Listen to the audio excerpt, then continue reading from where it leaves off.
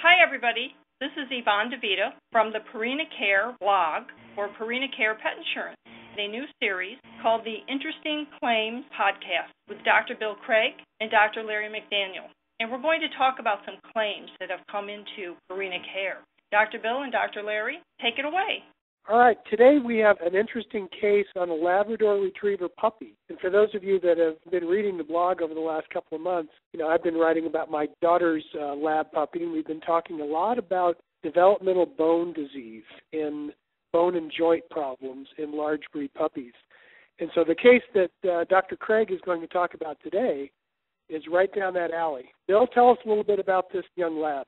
Okay, actually this is a dog that lives here in San Antonio, so it's sort of a hometown case that had a little more interest because I know the primary care veterinarian and also know the surgical specialist that treated this dog. This is a 6-month-old male Labrador named Bo, and Bo is, those of you that are familiar with labs, is just your happy-go-lucky, goofy, life as a party, friendly little puppy. Well, little, he's I think already up to 65 or 70 pounds at 6 months of age. I just had to say, I like that description, always ready for a party. That's right. And Bo started having some lameness in one of his rear legs and was not wanting to put much weight on it, was running around on 3 legs and carrying that leg.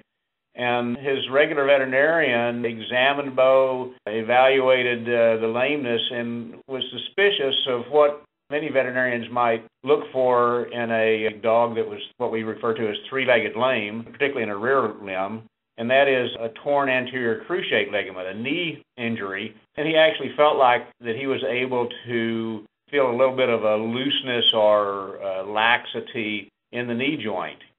And so he referred Bo to a specialty center where he was evaluated by a surgeon. And the surgeon felt like this laxity in the knee joint was actually just a normal, immature, not quite fully developed knee scenario, and that the problem wasn't really there. And he felt that there was some very subtle swelling and some focal pain in the hock, or the ankle joint, which is, in dogs, the joint below the knee. They did some diagnostic testing, did an MRI, and they actually were able to see a lesion on the MRI in the hock, a lesion called osteochondritis dissecans. And Larry, I think that you mentioned that you've had some discussions about that on one of your recent blog postings. Yes, but we wrote about it. Typically, as you know, it's a shoulder problem. Right. This is a type of lesion that develops in the cartilage in the joint in young growing dogs.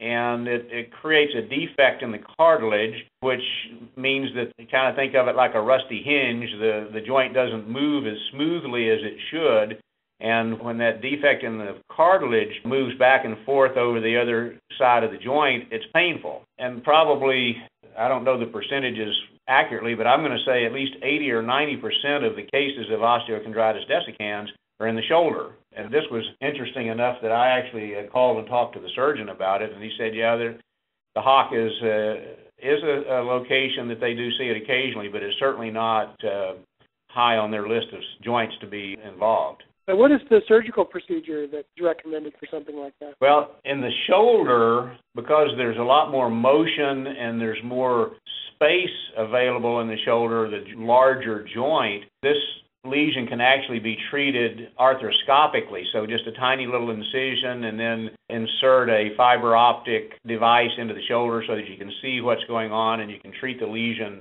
with minimal invasiveness. In the hock, though, it's a much tighter joint. There's not as much movement.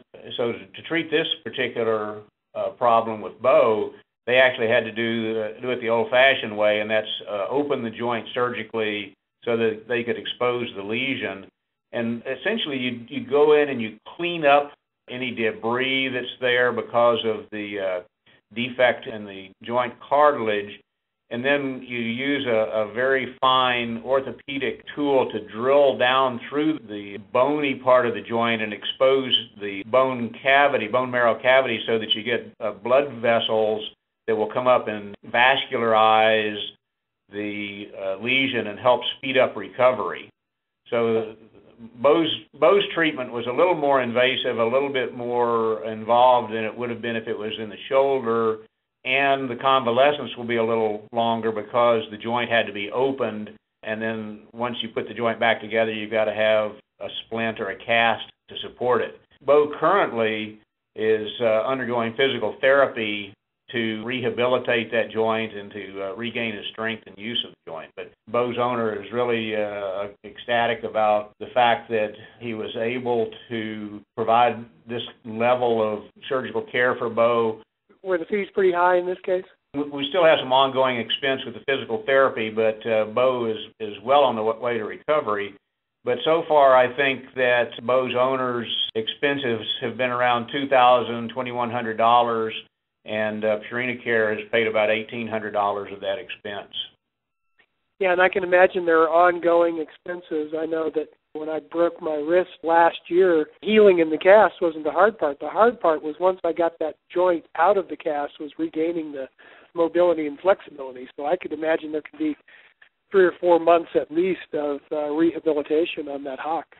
Sure. And you know, you've got, in Bo's case, he's a big dog and he's still growing, and he's probably not the most careful about being a young lab puppy. He's not going to be the best convalescent patient in terms of compliance with exercise restriction. He's going to be wanting to jump and run and play, so that may prolong his recovery a little bit as well.